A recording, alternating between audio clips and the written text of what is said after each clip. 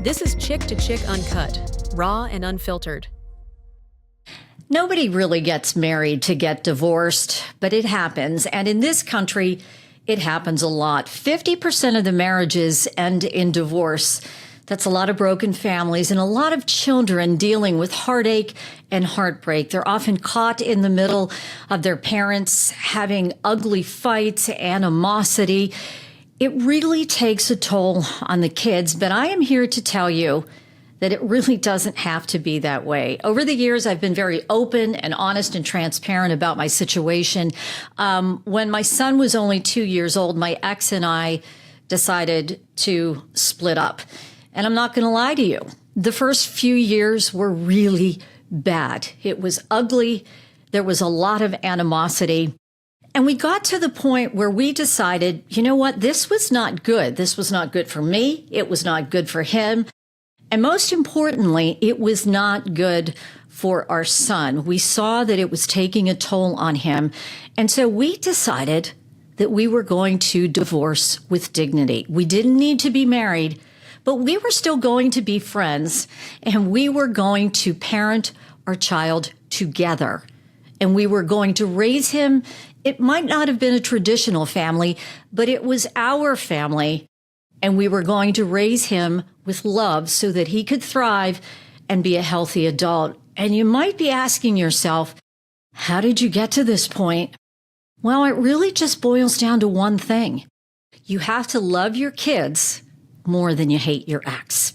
Now, I didn't want you to just hear it from me. I want you to hear it from my son. And my son, Sean, has decided to come on this podcast. Sean, thanks so much for joining Mom. Thanks for having me. I want you to be open. I want you to be honest. And I want you to be transparent about what happened to you during the course of your life. Your mom and dad split up when you were 2. You're 26 years old now. And I want you to tell everybody that even though, you know, we have a good, healthy relationship, this still took a toll on you. Do you remember the earliest point in your life when you realized that something was going on within the family? I do. I would say, I remember playing with my friends on a swing set, and they were talking about going home and having dinner with their mom and dad, and kind of having it click that, other people get to have dinners with their mom and dad every night, and I didn't. And up until that point, I think I was 5 at the time, it just kind of was normal to me since you guys split up when I was younger, I think around 2. And that was normal. But as I got older and kind of became more aware of other family dynamics, I realized that our home life was a little bit different in the sense that my parents were split. And I do remember that feeling, and I remember feeling different. And I remember also, too, dreaming and hoping at some point that maybe they would get back together and that I would know what that felt like to have dinner with mom and dad every night. Did you feel very alone at that point? Because when we had divorced, most of your friends, their mom and dad were together. Did you feel alone? Did you feel isolated in what was happening to you? Yeah, I was confused. I think more than anything, it was like a feeling of confusion. And I didn't have this, I wasn't at the stage of my life where I thought of anything, would result in a negative outcome. I thought you guys would get back together. So in a sense, I kind of just told myself, and maybe it was just a coping mechanism at the time, that this was just temporary. I think also, too, being an only child on top of that added to the feeling of maybe being isolated in that whole situation and not really having another sibling to talk to really understand what was going on. But I just remember at a very, very young age not ever giving up hope that my mom and dad would get back together.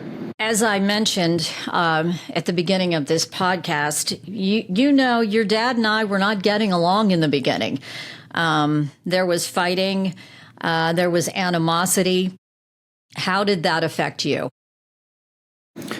Well, I wanted to solve it, and I didn't know how to solve it, but I just remembered wanting to find a way to fix it, and that the solution to all of my pain, the solution to all of your pain, was just being back in a happy household where we were all together.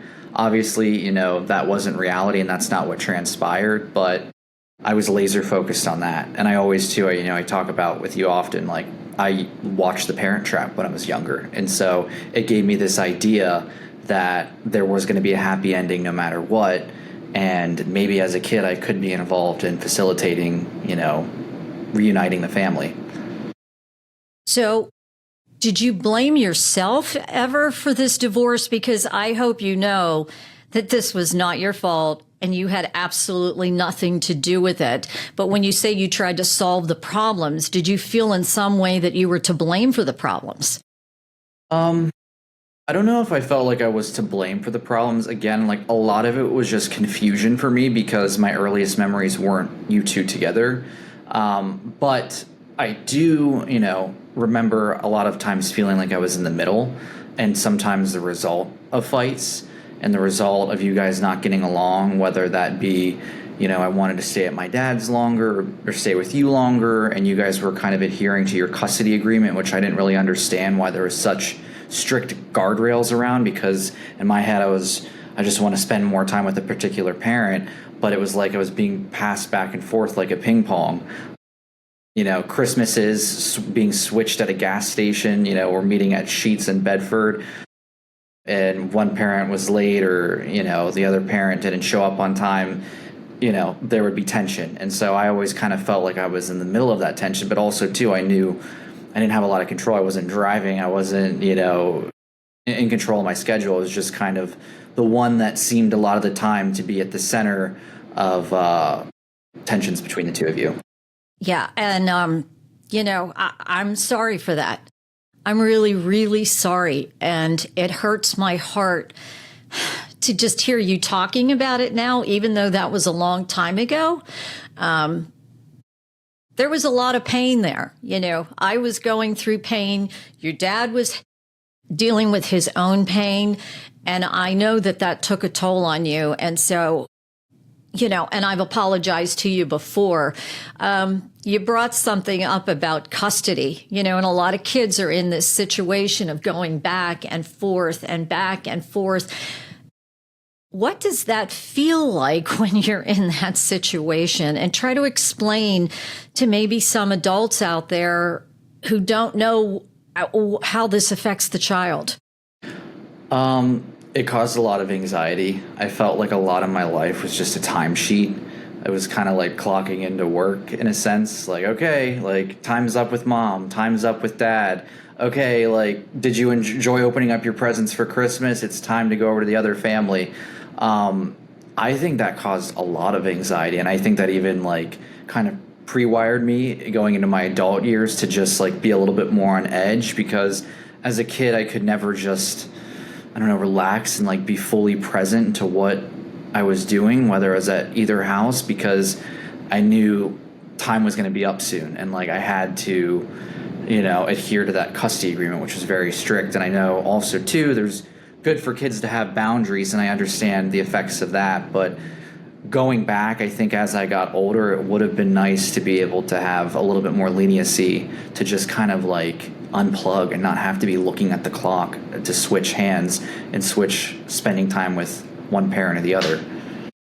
What other ways did the divorce have a negative impact on you? Yeah, there's just a lot of anxiety with that. I would say,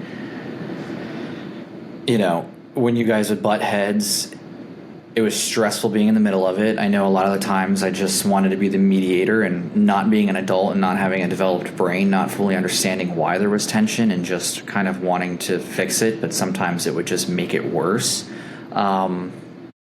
I think too, I don't know if it's a bad thing or a good thing, but like I've definitely been more cautious for myself with my own relationships, because I witnessed, well, it wasn't just you. Obviously, divorce statistics are very high. So as I got older, more and more of my friends ended up being products of divorce.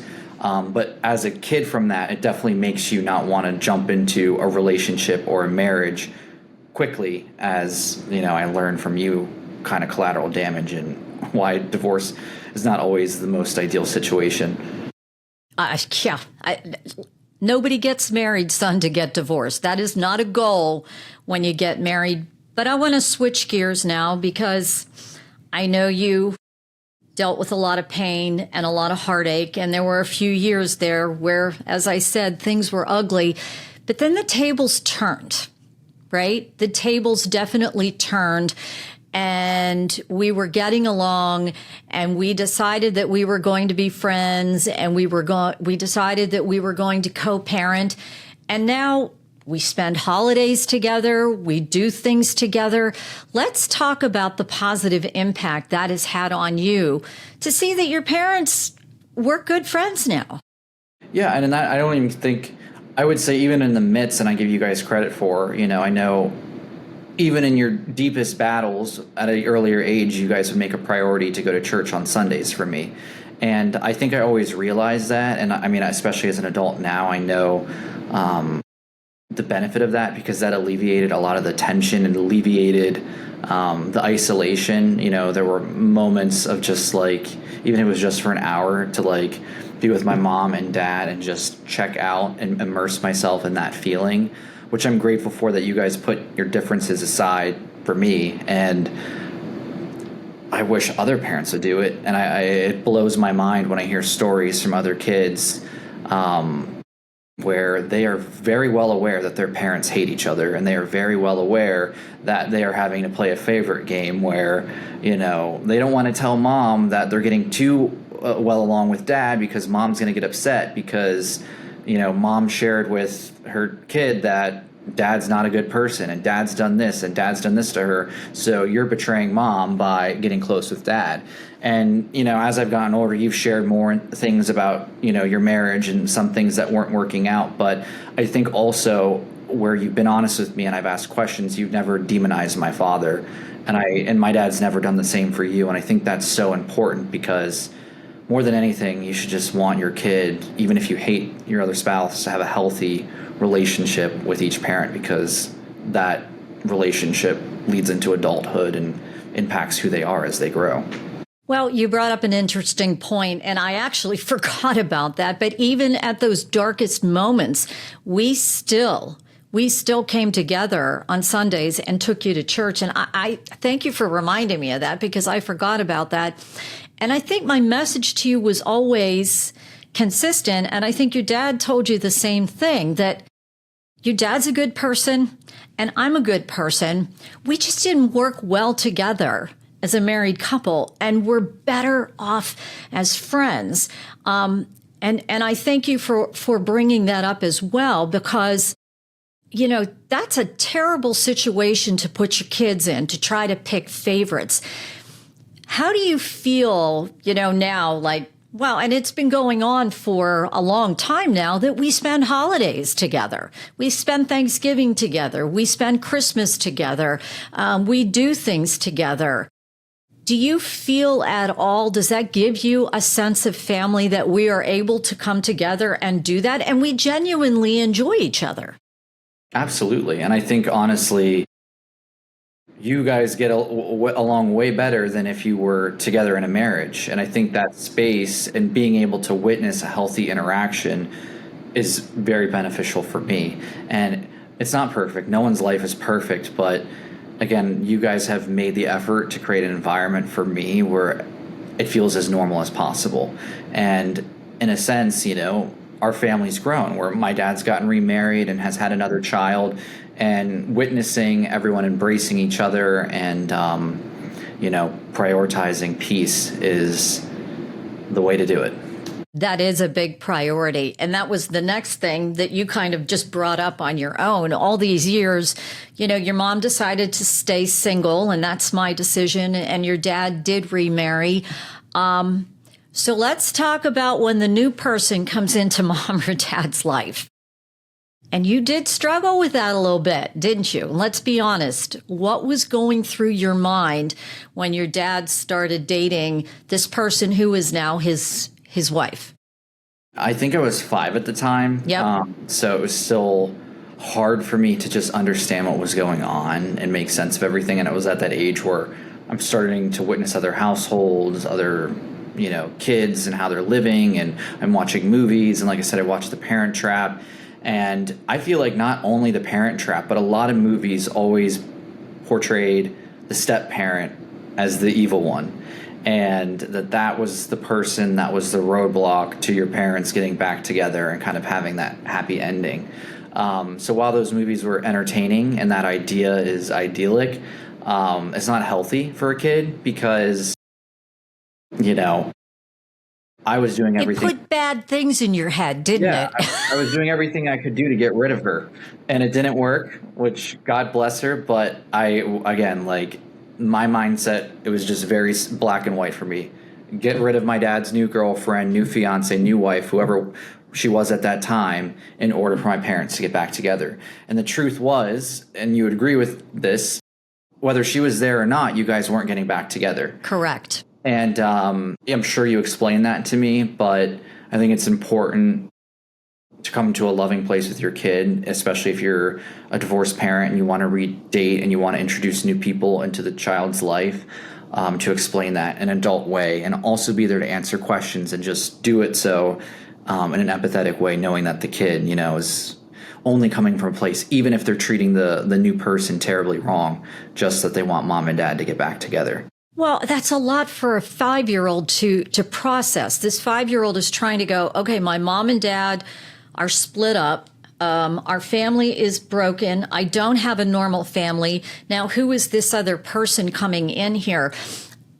If you could give any adults advice on how to handle that and bringing the new person into the equation, what would you say, and what would have made things better or easier for you to accept this person that your dad brought into your life?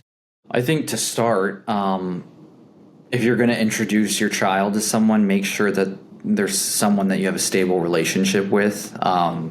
Don't just be, kind of relaxed about just letting anyone walk into the house, because at that point, especially when it's fresh, I think the biggest thing that a child lacks is stability, and having people come in and out and, quick relationships, whatever, that causes more instability and causes more anxiety for the kid. So please try to avoid that.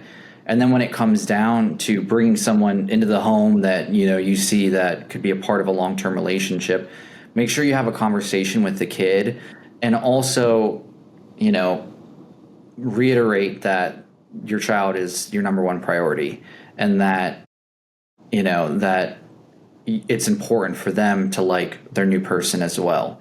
So it's not just like, okay, the kid has to deal with whoever mom and dad are now dating. Bring them into that conversation and talk to them about it, see how they're feeling about it, and also understand if they're lashing out, saying hurtful things to you or hurtful things about the new person, where it's coming from, and just, try to offer as much stability and reassurance in those moments.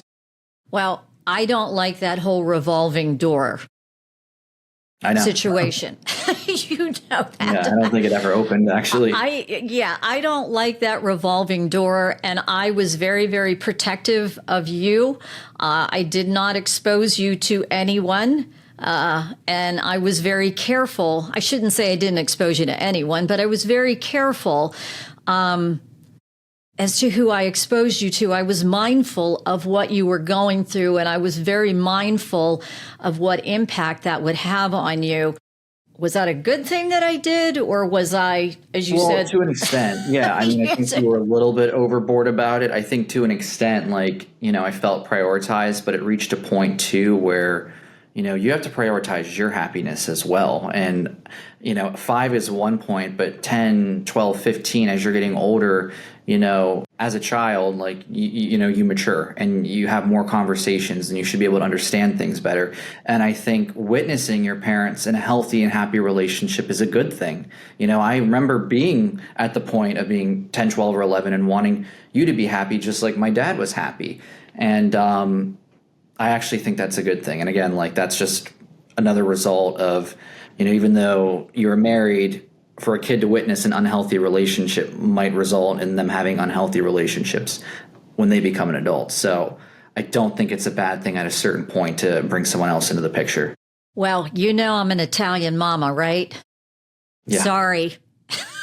Pluses and minuses to that. You're absolutely correct. So you have the new person that comes into your life, and then, as you pointed out, they had a child. And I'm not saying names because I want to protect everybody's privacy. What happened at that point when this baby was born? And let's be honest here, you really had a hard time with that, and you did not want me to see that baby. And I love babies. Why were you struggling with this baby now? That put a big wrench in my plans to get rid of his new wife.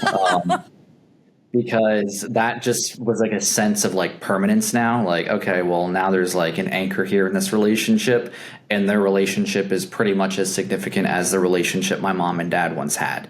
I felt like I was the anchor to the two of you, and again, with my master plan of getting you guys back together, now there was someone else. And also, too, it was an additional circumstance of being an only child where, I was the focus, I was the attention. When I was going to my dad's house, I was his only kid, so I was getting that undivided attention. And having that fear of the unknown was terrifying to me about A, there goes my mom and dad ever getting back together, and B, now my dad has to share that attention. And is he going to love me as much as this new child because, well, he's living with this child full time and I'm going back and forth and following a custody agreement. So it was very scary. I didn't want you to see the baby because you seeing the baby for whatever reason made it more real in my mind. But I will say, I think I was 11 at the time. Leading up to the baby being born was the scariest part. And then after the baby was born, I was able to take an exhale. I think kids, and it's an important thing to know, is they have a huge fear of the unknown. And that was for me. I was just terrified of what was going to happen. And yeah. So when did you get to this point where you went, okay, you had this fear of the unknown. When did you exhale? When did you let it go? When did you decide I'm going to accept all of these changes in my life, including this baby? And finally, when she was 2 years old, you were like, okay, Mom, you can see her now. What clicked in your head that you said, okay, this is going to be okay, and I can breathe? Well, the truth of the matter, my biggest exhale was actually the day that I met the baby. That was, for whatever reason, extremely because it was just a baby. It was this innocent baby that before it was born, I demonized, and then I'm seeing the baby for the first time and I'm like, okay, this is just a baby. This is my sister. This is my sister. Yeah. I think a little bit, the 2 years of you not meeting the baby was probably just some stubbornness and wanting to have some sense of control still, because that's the other thing. I do think children that are products of divorce have some control issues because they're living in a life of such a lack of control. So when there's some type of variable, as ridiculous as it might be, that they can control, that might happen. And I think that was me just trying to control a variable, even though it didn't make much sense at the time. And in my heart, I was already feeling a sense of relief. And I got to that point too, where I was able to exhale, and I had a sense of relief that I realized that you were going to be okay. When a child is hurting, the parents are hurting too. And I felt your pain as well. And when I saw that you had sort of crossed that line and made that choice that, okay, I'm going to be okay, there was a big exhale for me as well. And it just feels good now, doesn't it? Let's talk about where we are now and what I like to joke about, our big dysfunctional family that we all get along, and that, when your sister was little, I babysat her. I help your dad with the dog. Your dad comes up here and helps me. I love his wife. I love your sister. We all get along. Let's talk about how that feels now. It is not a traditional family, but it is our family. And I know a lot of people don't understand it. And quite frankly, I don't care. I don't care what anybody else thinks. I care that we are all in a good place. I care that you are happy. I care that we're at peace and that we all get along. So how do you feel as an adult now being in this situation? I feel very lucky. I literally had this conversation last night with someone about, everything's good. Everything's fine. Like, we're good. And a lot of that stemmed from you, my father's, and even my new stepmother's maturity and an effort for peace. There's so much chaos in the world. There's so much chaos in everyone's daily life. But even if things have happened in the past, why wouldn't you make the most effort to just create an environment of peace? Because the benefits of that are huge. And again, I'm young and this happened much earlier in my life, but what happens through childhood and then even through young adulthood affects people and affects my friends. And I see how the lack of peace and stability in their life that's still going on to this day at the same age as me is affecting them and hurting their adulthoods. And it's just amazing to me that you guys were able to do that and put your differences aside for the love of me and for the pursuit of peace. And for anyone that doesn't do that, I have not been married before, and I know that there's hard things that go on through relationships, and divorces are tough. But if you have a child, it's your responsibility to do what you can do to create an environment of peace for that child. And if you don't do that, you need to figure out a way to make that happen. I couldn't agree more. And I think that was very well said. You do have a lot of friends now who, when you were little, their families were together and now their parents are divorced. And as adults, are they still caught in the middle of nonsense? Yeah, and it's horrible. And I say this with respect, but if you're a parent and you are at the point where you've been divorced for an extended period of time and you still have a child and you're putting your child in the middle, or you're perpetuating a feeling of hatred or disgust with the other parent, respectfully, you deserve a slap in the face, because that is doing no good. And if you can't get to the point where you're not able to put your differences aside, or you're just not able to help yourself, I would encourage you to seek help and find the tools to do so. And it's not for you, it's for your child. So you have to love your child enough to figure that out. You have to love your child more than you hate your ex, right? Yeah. When you were little and you were playing soccer, and what really, really just hit a nerve with me when you were playing soccer when you were little, is that your dad and I were together. Even though we were split up, we were together watching you play soccer. And I saw so many families on both sides of the soccer field. Mom was on one side and dad was on the other side. And that poor child at the end of the game was like, who do I go to? What side do I go to? And I never wanted you to be in that situation.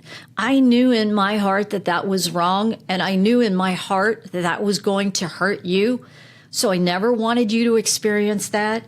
Important situations when you made your communion and when you made your confirmation, your dad and I sat together in church. When you graduated, we sat together at your graduation. And it wasn't just our immediate family, it was our extended family as well. Right? Let's talk about that. The aunts and the uncles, my brothers, my mother, your father's siblings, we all get along and we break bread together. And it isn't just the immediate family, it's the extended family. And so whatever was there, whatever animosity, we made it clear to both families, it's gone, it's done, it's over, sweep it under the carpet, move on, because this is not what we want for our son. Yeah, I would actually say that was very healthy for my extended family to just make a comment on Christmas, being, with you on your side of the family saying, oh, tell your dad we said Merry Christmas. That simple thing told me in my mind that, there isn't hate here. and that my dad's not a horrible person. And that came No. from my dad's side too. How's your Yep. mom? Tell your mom we all say Merry Christmas to her. That was so small, but it had a positive impact. And I remember it vividly. And again, like to your point about the soccer games and to my earlier point about, putting things aside and you have to do it for your kid. I know that's not overnight. And like we're in a great spot now, but that took time. But I think, and I'd hope, I mean, it would make sense for it to be the case. Even though there were difficult battles, I believe that you and my dad both at least had a vision of hopefully reaching that place and going that direction. So while the day-to-day can be tough earlier on, just at least at the very minimum, make the step in your mind to have the vision to go in the direction of finding a place of peace one day. Yeah. So as we try to wrap things up here, are there any other points, any other things that you want people to know about being a child of divorce? I think actually, as I've gotten older, we've had more conversations and you've been more honest to me about your marriage and again, things that have gone wrong without painting my father as a bad person. So I think, be honest with your kids. You can be honest. Don't demonize the other parent, but you can be honest. And also, too, talk about, a big thing with me is you're divorced. Why'd you get married? It's actually nice to hear, even if it's painful for the parent to bring back those memories. How did mom and dad meet? How old were you guys when you were married? What was your first date like? All those things, because, that's your story. And consequently, it's my story because it's where I came from. So open up to your kid, talk to your kid, but always just do it in a way that's respectful to the other parent. And we do talk about things, and we do tell you where we met and how we met, and we brought you last year back to the place where we actually met, our workplace, and we brought you there, and we reminisce, and it's okay. It is okay to talk about happy things that happened. This does not have to be this ugly thing.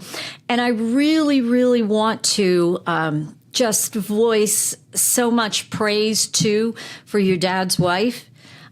Because if she wasn't understanding, it doesn't take two to make this happen. In our case, it takes three, right? Yeah. Because she's been great. Right? She has been absolutely great. She's been absolutely understanding. When you studied abroad in Greece, your dad and I came to see you. And we traveled there together, and she's been wonderful, and she's been understanding. And your sister, she doesn't think anything of this because we didn't make a big deal about it. She grew up knowing me as Miss Flora. This is my brother's mom. And I'll never forget when she had a birthday party. She was like 8 years old, and she invited me to her birthday party, which I thought was super cute. And I walked in, and the other little girls went, "Psst, who's that? Who's that lady?" And do you remember I told you what she said? It was so cute. She was like, matter of fact, she's like, "So that's Miss Flora. And my dad used to be married to Miss Flora, and they had my brother, Sean, and then they broke up, and then my dad married my mom, and then they had me." And the other little girls went, "Oh, okay." And they just continued on with their merry way and didn't think anything of it. We didn't make a big deal of it, so it's not a big deal to her. And so she thinks this is perfectly normal, which it is, and she accepts me as well, which is wonderful, because I pick her up sometimes when she had practice, or I babysat her when she was a little girl, and we've all just come together. If you had any advice for a family going through a divorce right now, and at that point where there's animosity, what would you tell them to try to spare the kids any heartbreak or any heartache? I think that if you prioritize your child or your children and you prioritize a stable upbringing and prioritize peace, you can't go wrong. And it might be bumpy to get there, and it's not a smooth journey, but if you just make that your North Star, that's all you can do.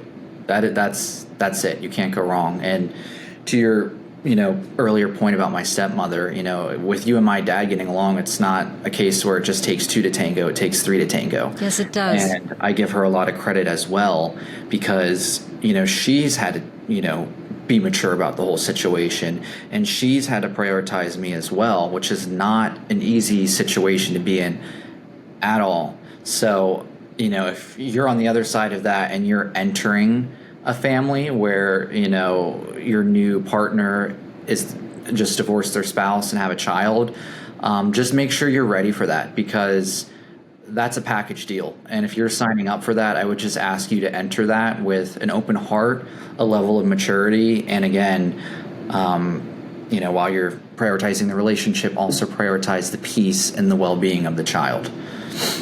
Well, I am grateful for her, and I am grateful how she has embraced me as well as embracing you. And honestly, that's something that I am adamant about too. While I don't have a serious partner in my life, I've dated through the years, and I've made it clear, this is our family and this is my situation. And I talked to my ex, and he's one of my best friends, and I talked to his wife, and I love her. And if you can't accept that this is my situation, then this isn't going to work. It's a relationship with the child too. It's not just the parent.